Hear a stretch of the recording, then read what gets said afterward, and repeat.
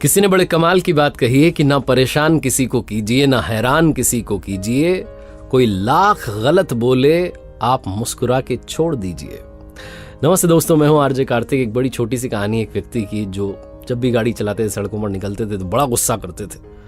उन्हें जब भी कोई सामने से आता हुआ दिखता था, उसकी गलती होती थी तो चिल्लाने लग जाते थे, क्या है, ये है, वो है। उन्हें लगता था लोगों को सड़कों पर गाड़ी चलाना नहीं आता।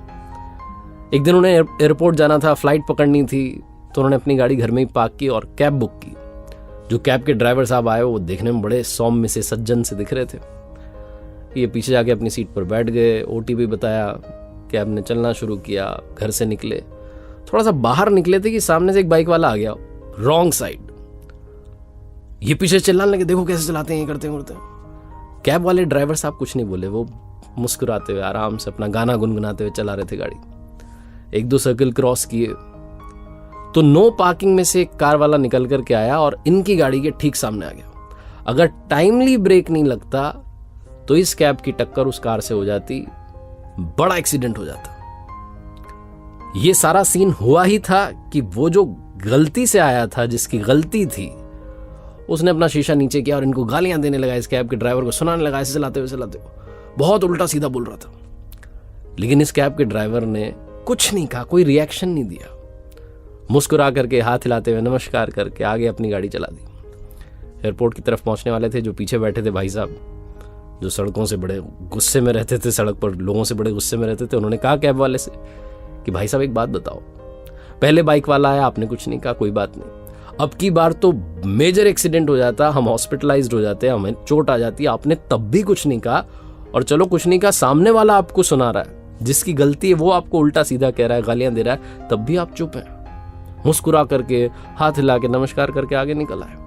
इतने शांत कैसे रह लेते हैं, इतने कूल काम कैसे रह लेते हैं, मुझसे तो रहा नहीं जाता है। वो कैब के ड्राइवर ने जो कहा वही लाइफ का मैसेज है, वही लाइफ का संदेश है। उसने कहा कि भाई साहब, ये जो लोग होते हैं ना, जो गलती से आते हैं, गलतियां करते हैं और उल्टा हम पर गुस्सा निकालते हैं। आपने वो कचरे का ट्रक देखा है, कचरे की गाड़ी देखिए, उसमें जब कचरा और ऊपर तक भर जाता है तो कचरा क्या होता है, इधर उधर गिरता चला जाता है।